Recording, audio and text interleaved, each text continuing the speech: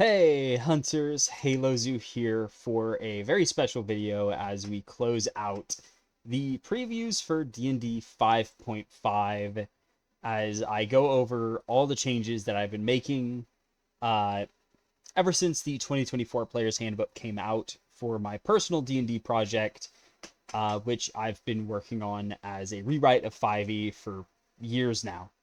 Uh, so anyway, we are on the Ranger itself. My personal favorite class, the one I want to love so much, yet got so screwed over by Wizards in the Player's Handbook in 2014, to the point it was so bad they even considered a rewrite long before any other class.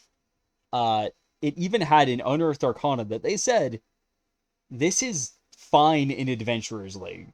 You can take this Ranger in Adventurers League because Ranger was that bad. It's like when optimizers say like, "Oh, Monk was the worst class." It's like, well, yes, but actually no. Ranger had it worse. It was the worst class mechanically. In power, yes, Monk was overall worse, except for having one of the two most busted features in the game. Uh, but it's kind of a thing of, yeah, Rangers had it bad. I mean, favorite enemy was a thing, even though, like, it's like they brought back favorite enemy and then made it worse than the original favorite enemy in 3.5, which at least gave you more damage, but this one gave you no extra damage. And also they had favored terrain, which meant that your entire first level, if you weren't facing a very particular type of enemy in a very particular type of terrain, you had no class features. And even if they did come up and you were able to use them, they didn't really do much or anything worthwhile. It's like, so what? You have better knowledge against this type of enemy. Okay. You also are better at surviving in the wilderness in this type of terrain, but are useless outside of that. Okay, why the hell are you here and not a fighter? It's like literally the worst class at first level, where you have no class features and you're just a infinitely worse fighter who doesn't even get heavy armor. Like, sure, at second level, yeah, they got a bit better, but even then, they had problems, all because of one mistake, and that was not bringing back Hunter's Quarry, or at least the gameplay of it. Now, do note that, yes, that is Hunter's Quarry right there. No, it is not the original from 4th edition, where basically, what I mean by Hunter's Quarry in 4th edition is make, which pretty much it's just the ability to, at will, target a creature and say, okay, I'm focused on that guy in particular, and I have extra damage against him once per turn. Which was great. And 5th edition would have been infinitely better with Ranger had they not done that. But had they done that instead, and specifically made Hunter's Mark just, it plays like Hunter's Quarry. That's it. Like, that would solve so many freaking problems. And would have avoided the entire laundry list of problems it's had since. So then we come here, and I will preface this with, I think 2024 did an amazing job for Ranger. It was a massive improvement. The only problem is 2 overtuned as hell spells, with spike growth being of particular note because it is just absolutely ridiculous and kind of pigeonholes Ranger into being, oh hey, you're gonna have to get crossbow expert at 4th level so you can use the crossbow with the push weapon mastery because it's way too good with spike growth. So yeah, as a immediate statement, that has been nerfed. That combo interaction has been cut completely. No more shoving people around in spike growth to murder them. Spike growth is just, oh hey, if you walk over this willingly, you take damage. Granted, it's still good with push, it's just not overpowered with push. And Conjure Animals is getting nerfed. Or actually, Conjure Animals is getting reworked, while in Convoke Animals, which is the new Conjure Animals as a separate spell, like it should be, that is going to be nerfed, because it really should not be as good as it is. But anyway, let us get into what Ranger gets. So at first level, we have the Ranger Conclave. So that is your subclass. Bring in the name from the Unearthed Arcana they did ages ago. I think it was even before Xanathar's, where they had... Or, no, it was after Xanathar's, where they had a Ranger rework they were testing out that basically just slapped some band-aids on the Ranger and called it a day. But those had Ranger Conclaves. That returns here. Then you also get Fighting Style Initiate. So you get your Fighting Style, which now has 3 features instead of only 1. You also get Spellcasting, you got Weapon Mastery, and you get Hunter's Quarry. So then at second level, we got Deft Explorer. So you get 1 expertise from this. And you also get the new Predator Strike feature, or quote-unquote feature. You'll see what that actually is in a moment. Third is a Conclave feature, so you get something from the subclass. Fourth level, ability score increase and defeat, as the standard is for this. Fifth level, you get extra attack, as well as Relentless Hunter is moved way up, though it's not quite what you remember it. So it's not what you remember it as. Sixth level, we got a new Conclave feature and Fighting Style Adept, so you get the second feature now. Seventh is Roving, but it is only 5 feet at first, so you don't have it. So you're not going to move as fast as a monk just yet, or at least a monk of that level. Then Deft Explorer, at 7th level, you now have 3 expertises from it. 8th, ability score increase and defeat, as the standard is for them. 9th level is still Tireless. 10th is going to be a Conclave feature. 11th is the new Brutal Hunter feature. So that is going to replace Relentless Hunter here. So that's now a new feature. 12th, ability score increase and defeat, as the standard for all classes is. 13th, we got Nature's Veil. 14th is a Conclave feature and a Fighting Style Master. So you get the ultimate feature of the Fighting Styles. 15th, we got Precise Hunter and the full bonus of Roving for 10 feet. 16th, we got ability score increase and defeat. 17th is going to be Predator Wrath, so this upgrades your Predator Strike. Though this might have been changed and I forgot to rename it. I'll have to double check. 18th, we got Feral Senses as well as the Hunt Master feature. 19th, ability score increase and defeat. And 20th is Foe Slayer and a ultimate Conclave feature.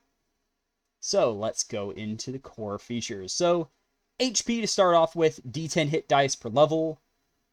Starting HP is going to be 10 plus your Constitution score, as that is a change I'm making to first level to make it not suck like it does in base 5e.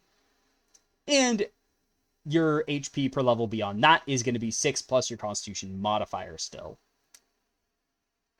Proficiencies, they still got light armor, medium armor, and shields. They get simple and martial weapons of all varieties. Currently no tool proficiencies. Might add them, might not. I might add cartographer's tools. Cartographer or woodcarver tools. Maybe even mason's tools. So you can work with stone for underground rangers. Then they have strength and dexterity saving throws available to them.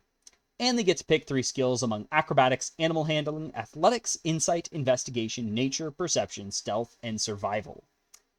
They can use Druidic Foci for spell casting, and you prepare spells. I actually forgot to update this, so they're supposed to prepare spells as paladins do, and I need to change that. So ignore this table. That is not right, or at least the first level table.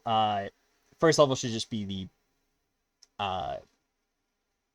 second level table, because they now get that at first. Gotta change that. Then we also have weapon mastery. So unlike the full martial classes, you only have stances. So these basically replace the weapon mastery effects in 2024. That is what these stances are, except they're now weapon agnostic, with an asterisk that some still require certain weapons. For example, you can't cleave with a ranged weapon, nor can you use barrage with a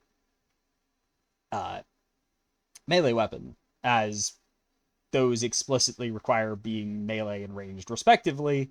Thus, you can't use the opposite weapon for it. But the stance is basically just, oh hey, you choose what effect you apply to all your attacks. You don't get the exploits, but you get spell casting. You don't need them. Ranger Conclave, it's the subclass stuff.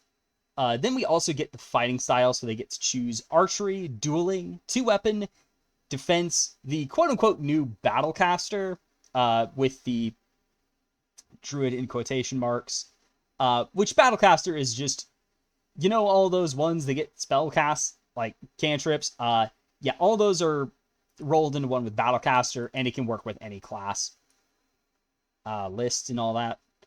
They got blind fighting, brawler, and thrown weapon fighting. And you get additional features at 6th and 14th level now. Spellcasting is now at first. Hunter's Quarry. So this is basically the favorite enemy, except it's now Hunter's Quarry. Just as a nice reference to 4th edition, because I do like my 4th edition. It's not perfect. There's definitely stuff it does worse than 5e. Do not get me wrong. Though ironically, I think a lot of the time it's the opposite stuff. It gets stuff wrong that 5e got right, ironically. So, yeah, that's the lovely wonders of looking back at it. Yeah. So you know Hunter's Mark for free. So it's always prepared, doesn't count as ranger spell prepared. You can cast it at first rank without expending a spell slot, whiz times, and you regain all expended uses when you finish a long rest. And there are some new things as part of the base feature. So when you take the attack action on your turn, you can cast Hunter's Mark as part of that action. So you now don't have to use your bonus action to cast it. And it's also going to include the move as well. So basically you can cast and move it as part of the attack action. And you automatically get the bonus from Relentless Hunter at 11th level in 2024. Baseline. You just, damage doesn't trigger concentration saves when you maintain Hunter's Mark, so you don't have to worry about concentration anymore. Or at least that part of it just yet. Then at 2nd level, we get Deft Explorer. So this is actually brought back from the UA. So this is going to work like it did there, where you have 1 skill expertise to start off with. But you get to choose, each long rest, you get to choose 2 favored terrains. So you got Arctic, Coast, Desert, Forest, Grassland, Mountain, Sea, Swamp, or Underdark. And while in the favored terrain, you have add your Wisdom modifier to nature checks about the biome's terrain, flora, and fauna, and to survival checks to track creatures in that terrain. So basically you just get double the modifier for survival, and you use Wisdom for nature stuff. So you get bonuses to do all that stuff. Which does kind of make up for you only get 1 expertise. Then Predator Strike. Basically, you automatically know the Predator Strike spell, and it doesn't count as a Ranger spell prepared. So, yeah, there you go.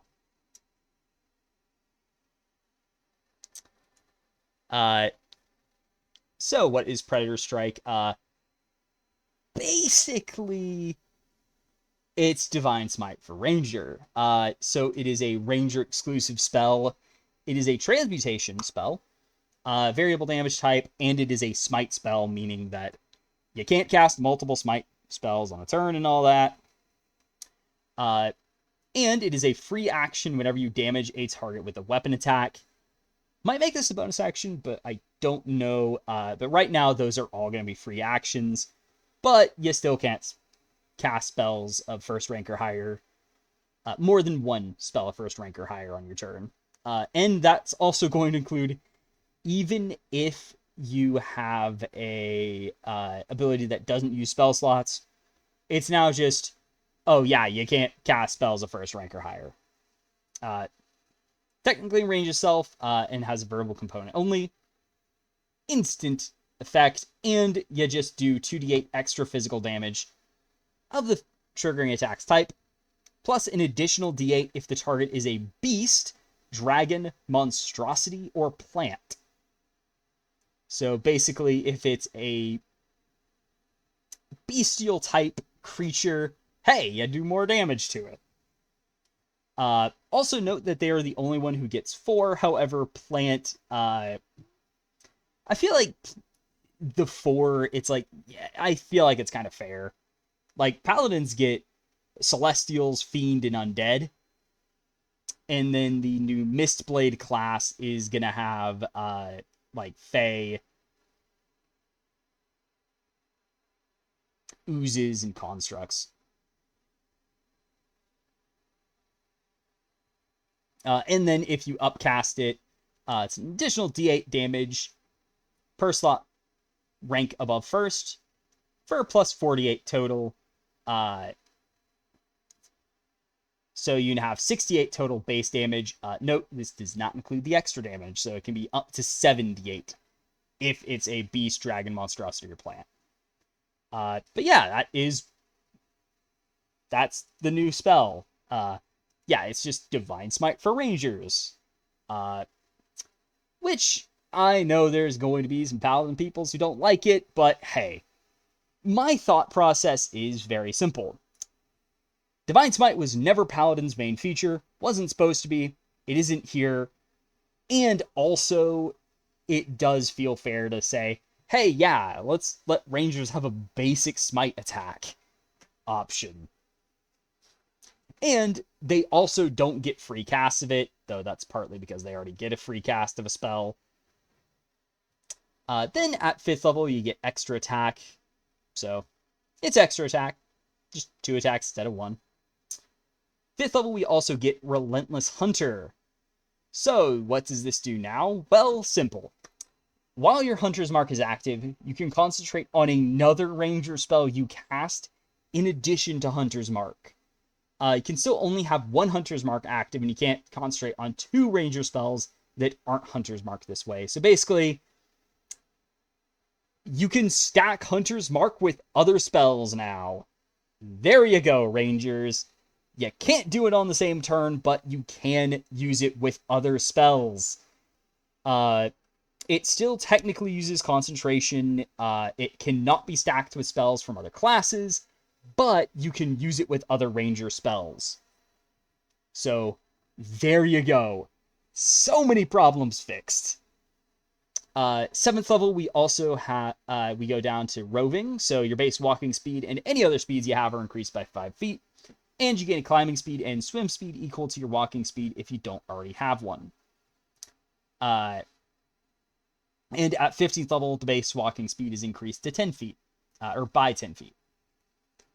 Tireless at 9th is going to be whenever you take a short or long rest. You gain proficiency modifier, proficiency bonus plus wisdom modifier, temporary hit points, and when you spend hit dice to regain HP during a short rest, you add plus whiz instead of plus con to the HP regained, and decrease your exhaustion by 1. So yeah, you're just You get a lot of bonuses for short rests. Then 11th is going to be Brutal Hunter. So what this does is whenever you roll a 1 on the damage die of Hunter's Mark, you may re-roll it until you have a roll of 2 or higher. So basically, it has the Brutal trait. So, which basically does that effect on weapons. And also you get 1 expended use of Hunter's Quarry whenever you finish a short rest, so you have access to it all the time now. 13th level is Nature's Veil. So as a bonus action, you can magically become invisible until the start of your next turn, and you have whiz uses of the ability, and regain all expended uses when you finish a long rest, so you just vanish temporarily if you need to. Then Precise Hunter. Attacks against targets with your Hunter's Mark on them have +2 on the attack roll and can crit on a roll 1 lower than normal, so usually just 19 to 20. And those targets have -2 on saving throws against your spells and abilities. So yeah, you're just, oh hey, I've marked you, and I'm now going to hit you way more often. 17th is Predator Wrath. So whenever you use Predator Strike on an attack that critically hit, it's automatically maxed. So if you cast it first rank, for example, it would do 16 damage automatically. So yeah, just, it hits like a truck now. Then Feral Senses at 18th level. Attacking targets you can't see doesn't impose disadvantage on the attack roll, and you're aware of all invisible creatures in 30 feet of you that aren't hidden from you while you aren't blinded and or deafened. If you have the blind fighting style, the range of your blind sight increases by 30 feet instead. So basically, hey, if you have blind fighting, you get extra range for it. 18th is Huntmaster, which says, whenever you roll the extra damage of your Hunter's Mark, roll twice, use a better result. And the extra damage from Hunter's Mark is +2d6 instead of +1d10. As I did change it to, so how Hunter's Mark is going to work now is it and Hex both only trigger once per turn, so you can't use it, so more attacks doesn't give you more damage from it, aka monks and fighters cannot dip into Ranger, take it, and then do more than a Ranger ever could on their own. Instead, it's, no, it only triggers once per turn, so it's only, so staying Ranger means you're the best with it. A pure Ranger will always be better than anyone else is with the ability, and no weirdness where, well, actually a monk would be better with it, or a fighter would be better with it. But the damage has also been increased. And then on Warlock, meanwhile, it is mostly to stop Eldritch Blast being so overpowered. But they do D10 damage, but only once per round. And also note that with Huntmaster, or Hunter's Mark, it is also applying to your spells now. So if you, for example, were Battlecaster and got Produce Flame, it works with the Produce Flame spell attack. And it will also work on saving throw effects. So if, for example, you target your Hunter's Mark target with Conjure Barrage, oh hey, it triggers Hunter's Mark damage now. Then, last but not least, is Foe Slayer. Once per round when we make attack roll, can add +Wiz to the roll, and once per round when we make a damage roll, deal +Wiz damage of that type.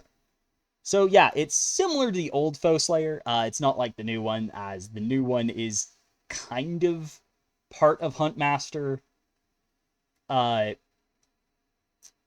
But you'll also notice that the Foe Slayer bonuses, they're no longer tied to Hunter's Mark explicitly, though I could easily do that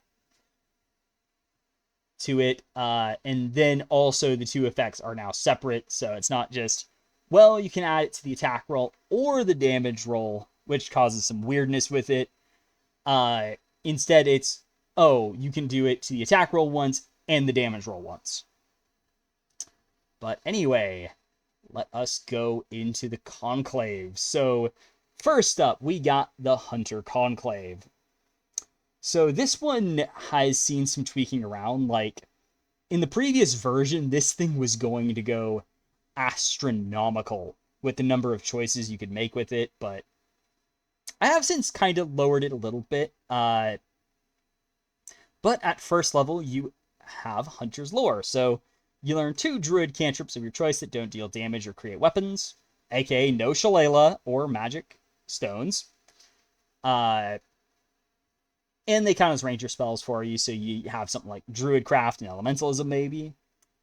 And while you have a creature under the effects of your Hunter's Mark, you know that creatures resist damage resistances and immunities, and their condition immunities. So basically, the effect they have plus Druid spells, or cantrips, as they do get some magical stuff now.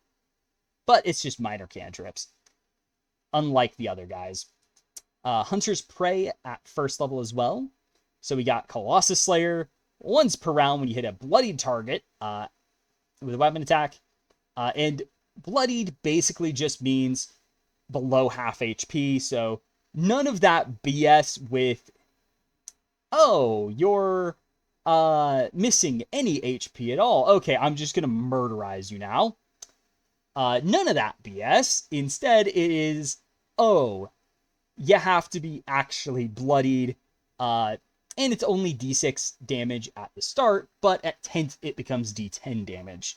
So it upgrades later. Then we have Giant Killer. So after a larger enemy attacks you, you use reaction to make a weapon attack against them. And at 10th, you gain +2 AC when you use the reaction. So you get a bonus to armor class when they attack you. Horde Breaker, once per round when you make a weapon attack against the target, can also attack another target in 10 feet of them if they're also in range or reach. And at 10th level, you can attack 2 extra targets this way, so you can attack 3 people with 1 attack. You can target 3 people, basically. Then Combat Trickster, once per round when you hit a larger, smaller creature with a weapon attack, slide them up to 5 feet, and at 10th level, you can slide them up to 10 feet. So basically, you just get forced movement on smaller people.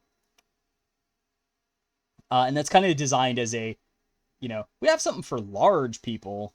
What about little people? Then at 3rd, we get Hunter's Training. So you get to choose either Marksman or Bladesman. If you choose Marksman, your ranged weapon attacks deal +1 extra damage on hit.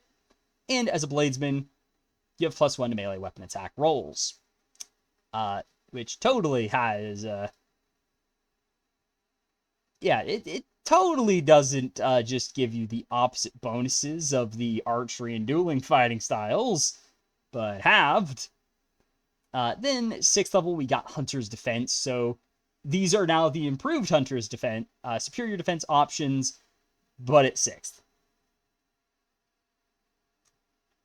Also need to actually rename Hunter's Multi-Attack, but oh well. But anyway, Hunter's Defense gives you evasion, which... when you make a dex save against damage, take half damage on failure, none on success.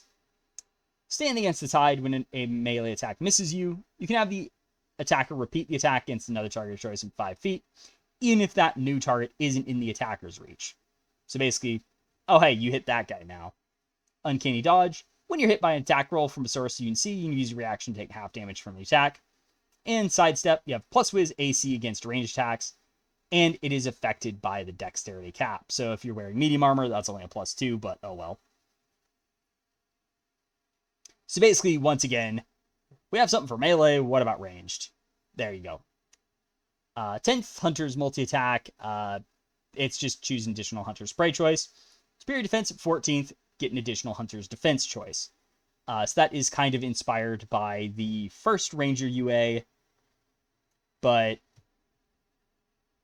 I did like it. It's actually a pretty cool idea, so you get to combine stuff. Then at 20th, we got Hunter's Mastery. So you can choose to be a sniper, which doubles the range of all ranged weapons you wield. Their attacks ignore cover, and you have an additional +1 to damage rolls with ranged weapon attacks. So +2 total if you have the Marksman feature. Do note this doesn't technically require the same Hunter's Training. So you can mix and match them. but it would be weird if you did. Then the Blade Master option, add 5 feet to the reach with melee weapon attacks, and you treat all melee weapons as having the Brutal 1 property, but if it already had Brutal, then you increase that number by 1. So if, say, you had a Brutal 1 weapon, oh, it's Brutal 2 now. Brutal 2, now it's Brutal 3. So yeah, that is Hunter. It's simple, but hey, it works. As always. Beastmaster. So first off, we get Beast Magic. So you get these spells as Conclave spells, and they're always prepared for you. So you just get 5 spells. This includes Animal Friendship, because, I mean, you've already tamed one animal, so why would you not be able to make others friendly to you? Beast Sense, which I'll admit this did start as a kind of spite thing of, okay, you idiots, why the hell was Beast Sense on Primal Awareness when it only made sense for Beastmaster to have Beast Sense? Nobody else could use it because it's Beast Sense, and it absolutely sucks.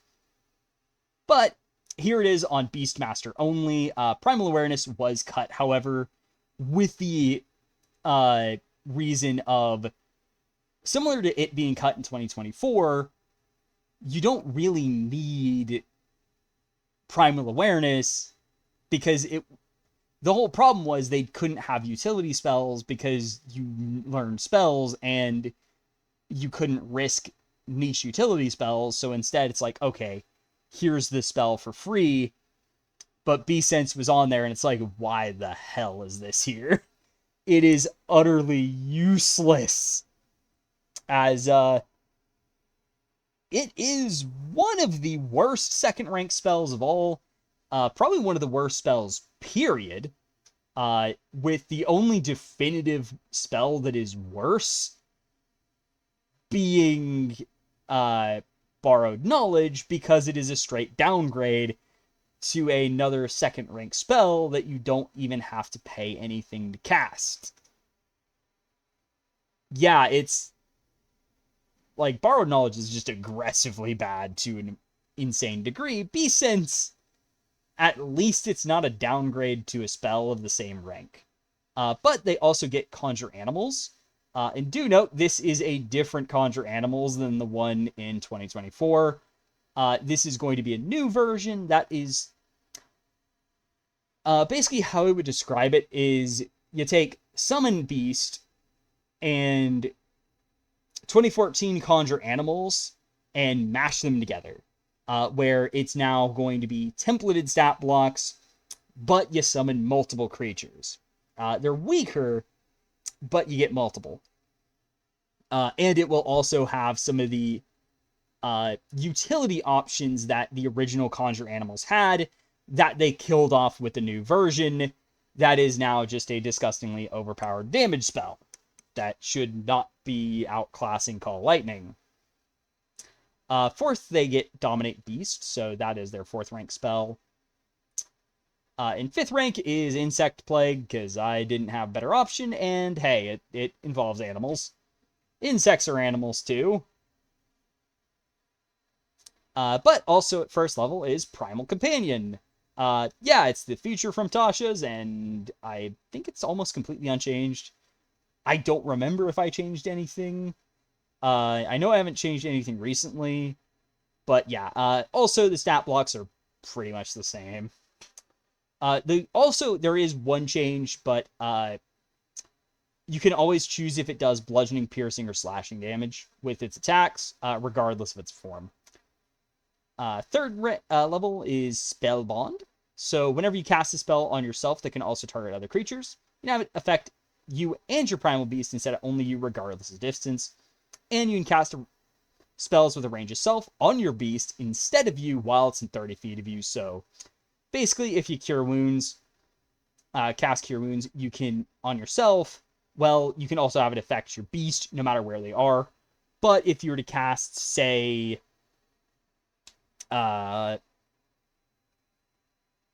like a self spell version of Bark Skin, you could instead cast it on your beast if it's in 30 feet of you. 6th level, we got Coordinated Attack. Whenever you or your Primal Beast attack a target for the first time each round, the other has +1 on their next attack roll against that target before the end of your next turn, and your beast attacks now count as magical. So basically, when one of you attacks somebody, the other gets a bonus to attack them as well. 10th level, Stormaclaw and Fang. Your Primal Beast can use standard action to make a melee attack against any number of targets in its reach. So basically just spinning ball of fur and claws and death. 14th, Beast's Bulwark. As long as you and your Primal Beast can both see each other, you both reduce all damage taken by half your proficiency bonus. So basically, you both take less damage now. Then 20th, Twin Souls. You and your Primal Beast can share senses and communicate telepathically. Whenever only one of you would be healed by an effect, you instead are both healed by the same amount by that effect.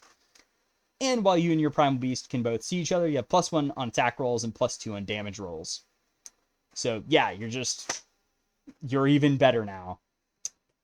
Then we have Horizon Walker. So I will actually admit I forgot to update something. I didn't touch it. And I'm remembering I didn't, but because Planar Warrior is going to be modified. But let's talk about it. So this is replacing Fey Wanderer in the roster. So Fey Wanderer has been thrown out, and Horizon Walker is stepping in.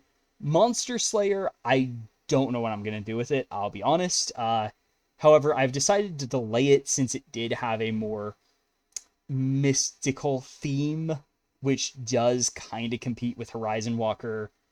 But I'm not entirely sure what I'm going to do with it. I might wait and see what they do with it post 2024, because it is one that has desperately needed an update, because its whole mechanic was a band-aid fix to the base Ranger, because the base Ranger sucks, and yeah.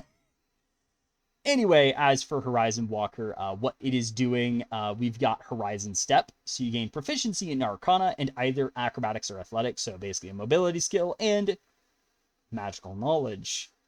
And you add 5 feet to your base walking speed by default. So you're just faster in general. And you add plus whiz feet to the distance and height of your jumps.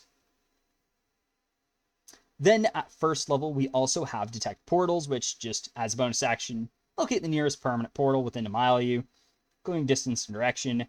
Got to complete a short or long rest before using it again, etc., etc. And you don't expend it if you didn't detect a portal, and you have advantage on skill checks to determine what plane a portal may lead to. Then we have Horizon Spells. So basically, you have extra spell slots.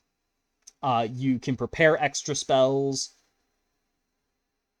and you have access to some cantrips, and you get spells from the Druid and Wizard spell lists as well. It does come with the asterisk that usually they get mobility and teleportation spells, but you are not beholden to that. You can pick whatever you want.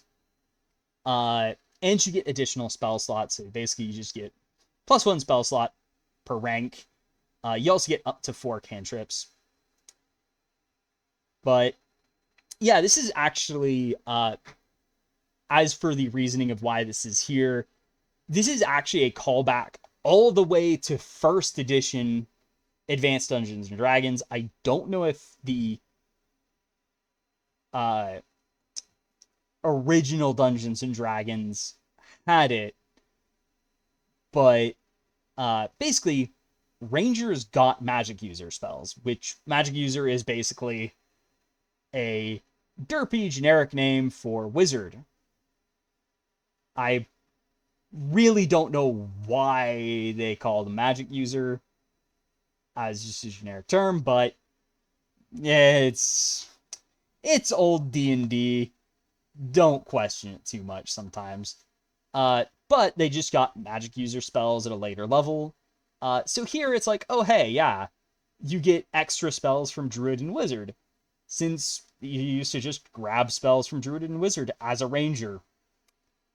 You didn't get high rank ones, but I mean, that's just how it worked. Planar Warrior. Oh, actually, I did change this. I almost forgot I changed it. Basically, you can have your weapon, and this is at 3rd level. Have weapon attacks deal force damage in addition to their other types. And as a move action, you can shift 20 feet, basically move without provoking opportunity attacks. And have your next weapon attack that hits deal plus 1d6 force damage on hit. And at 10th level, you can teleport 10 feet instead of shifting with the move action. So basically, you just do a quick dash, and boom, I hit you and do some force damage. So you get a bit of that mobility stuff going in. Then at 6th, we've got Ethereal Step. As a bonus action, you can cast the Etherealness spell feature without expending a spell slot. Spell ends at the end of the current turn, kind of what it was before. And once you use it, can't do it again until you finish short or long rest. And at 14th, you can use it 2 times before needing a short or long rest. Might change that up a bit more, but well. Then 10th, Distant Strike. When you take the attack action, you can teleport up to 10 feet before or after each attack to an unoccupied space you can see. And you can use this feature Wiz times. Regain 1 use with a short rest and all uses with a long rest. So it's basically just a limited use feature now, but do note that you do get the upgrade to Planar Warrior now. So you get to teleport with Planar Warrior instead. And if you attack 2 different targets with any attack action, you can make 1 extra weapon attack against a 3rd target and reach your range. So it's got the, if you attack 2 people, then you get a 3rd attack. 14th, Spectral Defense. When you take damage from any attack, use your reaction to give yourself resistance to all of that attack's damage on this turn. So basically just, I have resistance to all that damage. 14th, Planar Step. Once per week, aka every 7 long rests, you can cast Plane Shift without using a spell slot. So just, I travel the planes now. Bye. Then 20th, Horizon Master. You regain all spell slots of 3rd rank or lower from Horizon spells when you finish a short rest. So basically, you just get a spell slot of each rank every short rest. So you've always got spells to cast. Then last but not least is Gloomstalker Conclave. So this is also going to be more explicit that kind of going back on the, it's about the Shadowfell now, because there's already kind of a Feywild versus Shadowfell dichotomy going on. So now it's like, it's the Shadowfell or the Underdark, whichever you want it to be. And that's also part of why it's here without Fey Wanderers. I wanted to kind of emphasize that it's not supposed to be Shadowfell themed. It's just darkness. It's connected to the Underdark or the Shadowfell, whichever you want it to be. But at 1st level, we get Gloom Strike. So once per round, when you hit with a weapon attack, you can deal plus 2d6 poison, psychic, or necrotic damage with the attack. And you have Wiz uses of the feature, and you regain 1 with a short rest and all with a long rest. And at 11th level, the damage is increased to 2d8 damage. So basically, the Dreadful Strike deal, but it also can do poison and necrotic damage to kind of fit with the Underdark / Shadowfell themed stuff of the build. Gloom magic, so you get Disguise Self, Rope Trick, Fear, Greater Invisibility, and Seeming as Conclave spells. It is what it is.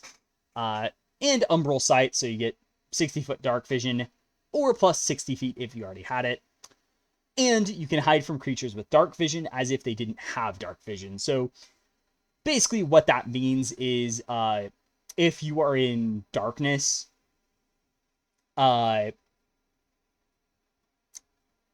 creatures with dark vision can't see you, just like a creature without dark vision can't see you in darkness. It's just how it works, where you just don't need cover if you're in total darkness and stuff like that. Third level, we got Dread Ambusher, so basically this has just removed the Gloom Strike part, and as that has been moved to first level, but the rest is still at third. So you get Ambusher's Leap, so during the first turn encounter, speed is increased by 10 feet in quick ambush. You add half your wisdom modifier to initiative rolls. Sixth level, we got Iron Mind, so if you aren't proficient in wisdom saves, you add half proficiency to wisdom saves. If you are proficient with Wiz saves, then you add an additional plus half profs to saving throws against being frightened, so you're harder to scare, especially since you do have bonuses to scare stuff. 10th is going to be Stalker's Flurry, so whenever you use Gloom Strike, you can do one of the following extra effects between Sudden Strike, so you make an additional weapon attack against a target in 15 feet of the first target, and in your weapon's reach or range. Second attack deals plus 2d4 damage to the type you chose for Gloom Strike, so this now applies the Gloom Strike damage, but it's kind of half. Then Mass Fear, so the target is the other option, and targeting each creature of your choice in 15 feet of it must make a Wiz save using your spell save DC or be frightened of you till the end of your next turn. So pretty much the one we've seen, but slightly tweaked. 14th, we got Shadowy Dodge. Whenever a creature attacks you, and you use a reaction to get plus Wiz AC against that creature's attack till the end of your turn, or this turn, and teleport 30 feet. And you got Wiz uses and regain all with a long rest. Then 20th is From the Shadows, which does kind of include a callback to the original Gloomstalker, which, yeah, that used to be quite a menace when combined with Assassins. Because it was, maybe a bit too good to make two builds that really like to go first. But anyway, during your first turn encounter, you can teleport your speed as a move action, so just teleport to wherever you want. And when you take the attack action on that turn, you can make one extra attack, so you get 3 attacks by default. And all attacks that don't benefit from Gloom Strike, and this includes the Sudden Strike one, deal plus 2d4 poison, psychic, or necrotic damage. So yeah, you just get all the extra damage on it. So now it's just like, oh yeah, just combat starts, it just melts in the shadows, pop up, and just unleash a barrage of attacks infused with dark energy and stuff. So yeah, that has been the Ranger. As for what's next for 5.5, since we have now looked at all 12 classes, finally, in all their glory, all the way from Barbarian to Ranger. So going forward, I'm definitely going to put 5.5 on a back burner, to an extent, of course. Not sure when I'm going to finish the Mystic subclasses and all that, but I'll be doing that in the background for the most part. Probably going to get around to doing the new classes, get working on some of them. Probably the 4, starting with the 4 I want as like the extra classes to just round out the roster. So that's going to be the Invoker, which is a Divine Pact Magic class, the Shaman, which is the Primal Pact Magic class, the Mistblade, which is the true Arcane Halfcaster, replacing the Artificer as that, because that version of Artificer is utter jank, and I am scrapping it.